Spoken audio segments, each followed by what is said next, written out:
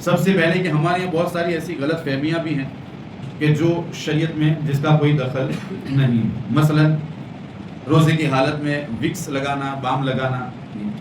تو ہمارے لیے ضروری ہے کہ ہم سب سے پہلے وہ چیز یاد رکھیں کہ روزہ ٹوٹتا کیسے ہے. اگر یہ معلوم ہو جائے نا تو پھر کوئی حرج نہیں ہے کہ ہم وکس بھی استعمال کر لیں یا بام استعمال کر لیں. روزہ جو ٹوٹتا ہے وہ منفذ کے ذریعے، یعنی جو ڈائریکٹ معدے میں پہنچتا ہے، منفذ اس کو کہتے ہیں. یہ مسام ہے. یہ سب جو بال وغیرہ جو لگے ہیں اور وہاں پر جو سوراخ ہے وہ کیا ہے؟ مسام. اور ایک ہے منفذ. منفذ یعنی کہ منہ کا راستہ، پیچھے کے مقام کا راستہ، یہ سب منفذ میں شمار ہوتے ہیں. اس کے ذریعے اگر کوئی شخص روزہ دار ہونے کی حالت میں، یعنی کہ یاد ہونے کی حالت میں اگر کوئی چیز پہنچاتا ہے تو اب اس کا روزہ ٹوٹ جائے. حالانکہ یہ بھی یاد رکھیں کہ اس کو روزہ دار ہونا یاد ہو. اگر روزہ دار ہونا یاد نہیں تب بھی روزہ اس کا ٹوٹنے والا نہیں.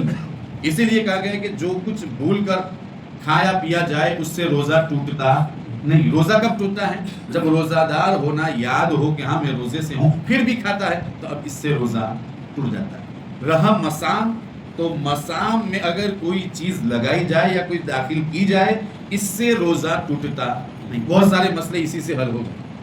یہ دو باتیں اگر ہم یاد کر لیتے ہیں. اب وکس لگائیں گے تو روزہ ٹوٹے گا؟ نہیں ٹوٹے گا. بس آسان ہے.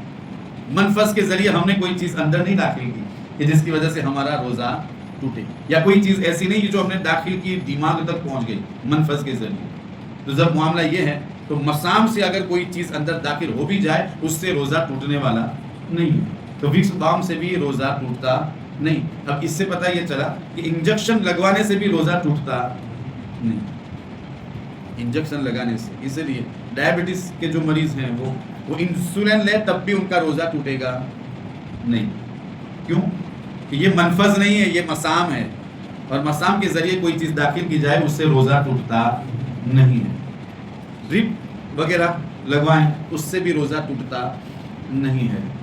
خون نکلوائیں اس سے بھی روزہ ٹوٹتا نہیں. کسی کو خون دینا ہوا، اگر دینے کے لیے 300 گرام نکال لیا تو اس سے بھی روزہ ٹوٹتا. ہاں یہ خیال رہے کہ اس سے اس کو کمزوری لاحق نہ ہو، ورنہ روزہ اس کا نہیں ٹوٹے. روزے کی حالت میں ہم بلڈ ٹیسٹ بھی کروا سکتے ہیں. وضو ٹوٹے گا لیکن روزہ نہیں ٹوٹے گا. وضو تو ٹوٹ جائے گا نا. انجیکشن دینے کے وقت جو پہلے باہر کھینچا جاتا ہے اس سے جو بھی خون نکلتا ہے اس سے بھی وضو تو ٹوٹ جائے، وضو ٹوٹ جائے لیکن روزہ نہیں ٹوٹے گا. تو ہم روزے کی حالت میں انجیکشن بھی لگوا سکتے ہیں، انسولین بھی لے سکتے ہیں. ہاں دما کا جو مریض ہوتا ہے، آستھما جو بیماری ہوتی ہے سانس کی، تو وہ جو پمپ وغیرہ لیتے ہیں نا ان سے روزہ، انہیلر جس کو کہتے ہیں، تو اس سے روزہ ٹوٹ جائے. اسی طریقے سے کوئی جان بوجھ کر دھواں داخل کر دے اپنے منہ تو اس سے بھی روزہ ٹوٹ جائے. جان بوجھ کر اگر کوئی کرتا ہے، ہاں کہیں جل رہا تھا، کوئی کچھ جل رہا تھا، وہاں سے اگر آپ نکلے تو نکلنے سے روزہ نہیں ٹوٹتا. یہ بھی یاد ہے. ہاں ایک مسئلہ ٹوتھ پیسٹ کا ہے اور مسواک کا. روزے کی حالت میں مسواک سے روزہ نہیں ٹوٹتا. ہاں ٹوتھ پیسٹ سے روزہ، فقہاء کرام فرماتے ہیں حالت روزہ میں ٹوتھ پیسٹ ہم کو استعمال نہیں کرنا کیونکہ اس کے ذرات کے اندر داخل ہونے کا اندیشہ ہے، اور جب وہ اندر داخل ہوگا تو منہ کے ذریعے وہ روزہ ٹوٹ جائے گا. آنکھ میں دوائی ڈالنے سے بھی روزہ نہیں ٹوٹے گا، یاد رکھنا. ہاں لیکن پھر بھی بچنا بہتر. آنکھ میں اگر ہم نے دوائی ڈال دی، اس کا مزہ حلق میں بھی نظر آئے، محسوس ہو، تب بھی روزہ ٹوٹے گا نہیں.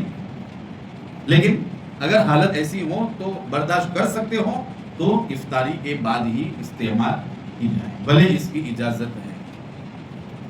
ہاں کان میں اگر ڈالیں گے تو پھر اس سے بچنا ضروری ہے. ناک تو ہے ہی منفذ میں جانے کے، ناک میں بھی نہیں ڈال سکتے دوا. تو بہت سارے مسائل ایسے ہیں کہ جس سے ہمارا روزہ ٹوٹتا نہیں. لیکن کئی لوگ تو یہ بھی مسئلہ پوچھتے ہیں کہ عطر لگا سکتے ہیں. تو عطر تو ہم، یہ تو آج کل بدن پر لگانے والی خوشبوئیں پیدا ہوئی ہیں، ورنہ عطر تو ہم ویسے بھی کپڑوں پر لگاتے ہیں. حالت روزہ میں عطر لگانے میں بھی کوئی حرج؟ جب وکس بام لگا سکتے ہیں تو پھر سر پر، تو پھر عطر بھی ہم لگا سکتے ہیں، کوئی حرج نہیں.